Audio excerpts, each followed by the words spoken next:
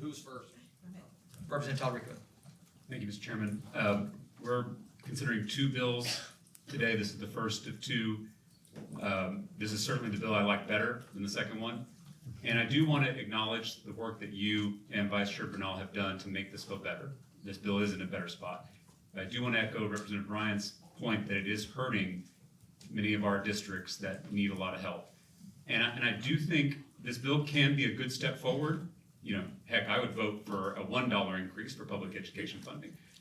But I want to be careful that we don't overpromise our constituents, because we said that this was a historic school funding bill, but our schools are in a historic hole. And this bill does not even catch us up to 2019 funding levels. And I think that's very important for everyone to understand, just so that we as a legislature are not overpromising what this bill does, even though there are many good aspects to it, and it is a step forward. But I asked every school district when we had public testimony if this bill would catch them up to 2019 funding levels, and each one of them said no. The basic allotment is the foundational part of the school finance formula. We heard testimony from every expert that said we needed an increase of about $1,400 per student in the basic allotment to catch us up to 2019 funding levels. Can you tell us what the current increase of the basic allotment is in this version of the bill?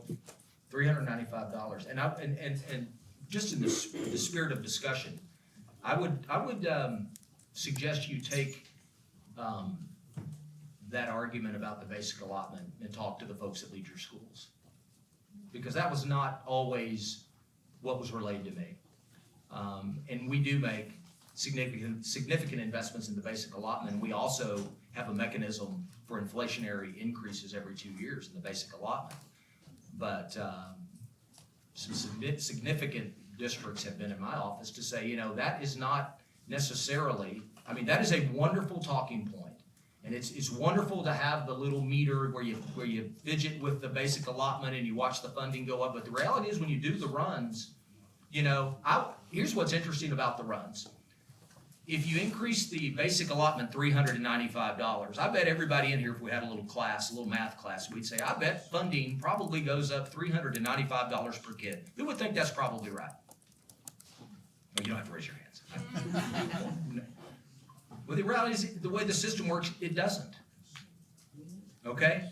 So you can put $1,000 in the basic allotment and still have a district that gains $200 a kid. That's the complexity we're dealing with.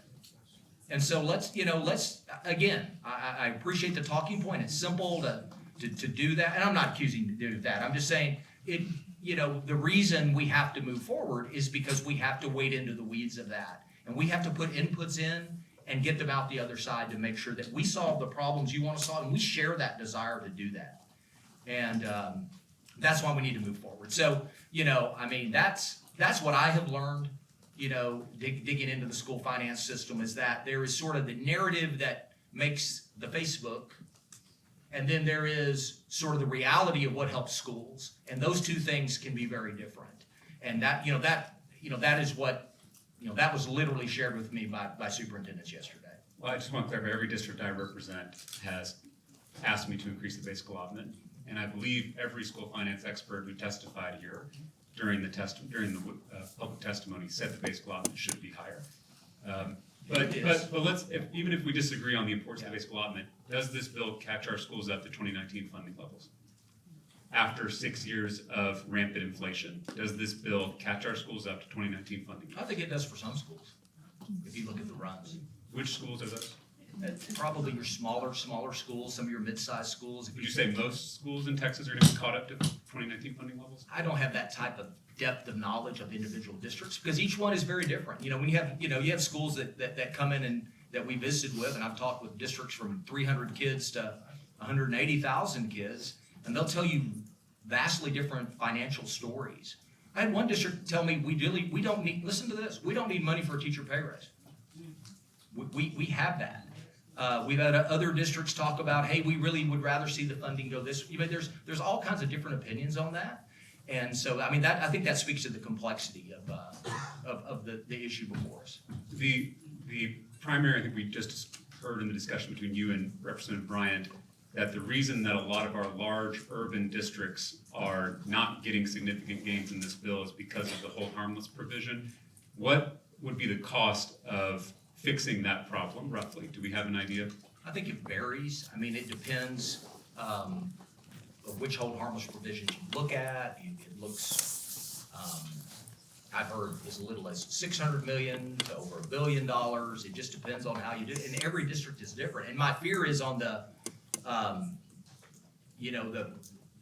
any provision that we make, is that we have to, or any change to any provision, and we have to make sure we see the outputs on the other side, how they impact it, or you simply end up sort of solving maybe my problem and your problem and Representative Bryant's problem, and then I create a problem for Chairman Dutton.